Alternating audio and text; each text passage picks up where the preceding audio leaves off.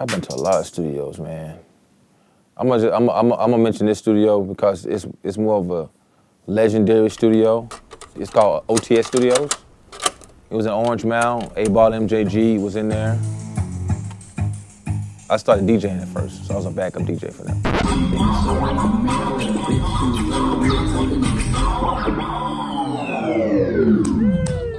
I used to rap, but man, you know, my main thing was I wanted to be like behind the scenes. I wanted to be like the producer, DJ. I didn't really want to be the front guy. This dude I knew that worked at this studio, he introduced me to Paul.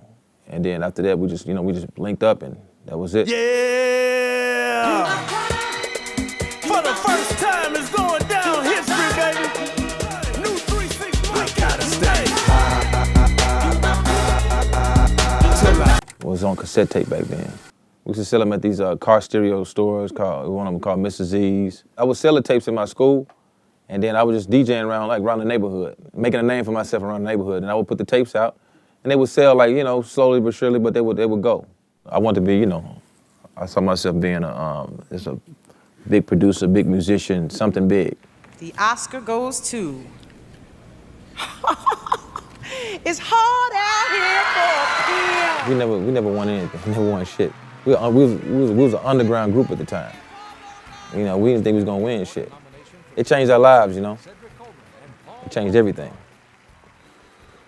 Excuse me, I lost my mind, man.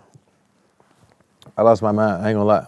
I went crazy. Man, I had moved to LA, bought a crib in LA. I mean, I was just like, I went crazy, man. Parties, kicking it. I mean, it was great, but it was tough too. I feel like I wish I could have had a little guidance a little bit. I wish we all could have a little guidance because we wild out, man.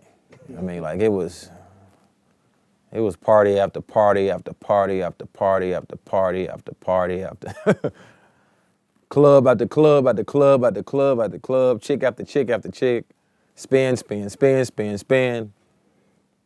I'm just riding down the street, I seen a house, I said, I want that house, pay for it.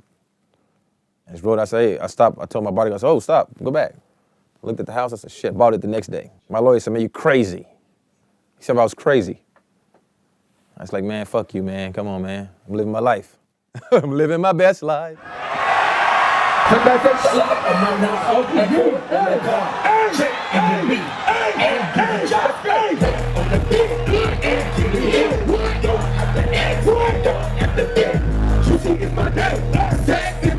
I can't do a show and just leave out and not rap Slob on Knob. You know what I'm saying? I gotta rap Slob on Knob.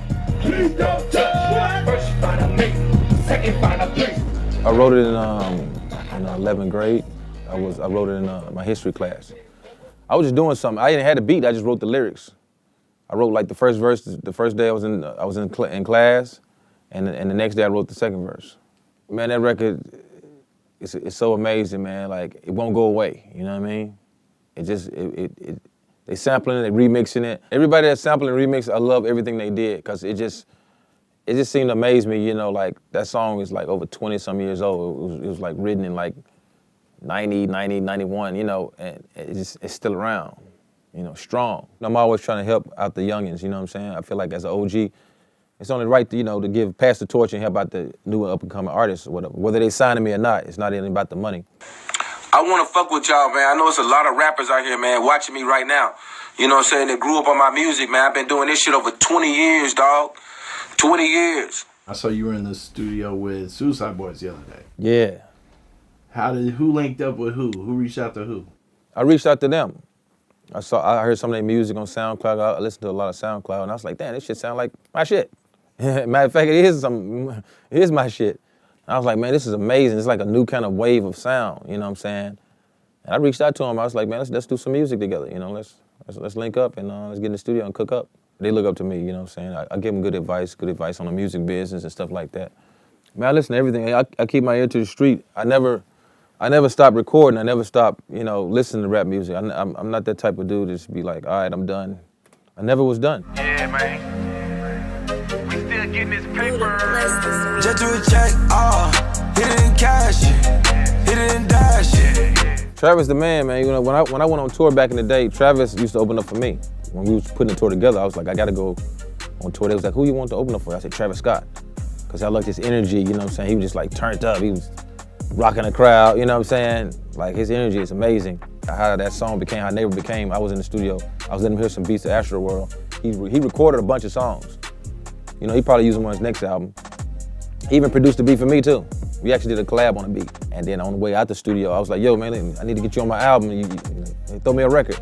And he pulled up the Neighbor record. It was already done, it was like a beat, and it was just like a long verse.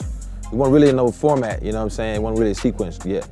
And I went to the studio and I sequenced it, and I put a verse on it, and that was it. That's how that song became. Got the dogs in the cut. All the old 3 6 Mafia music is coming back, and it just, I think everything just takes a shine on Memphis. You know what I'm saying? Like Memphis is the reason why a lot, you know, is what reason why all our careers is then took off again. You know what I'm saying? That city just has that sound, you know. I know there was people that looked down on that Memphis shit. Like, did that ever bother you guys that, you know, people were not recognizing what you did?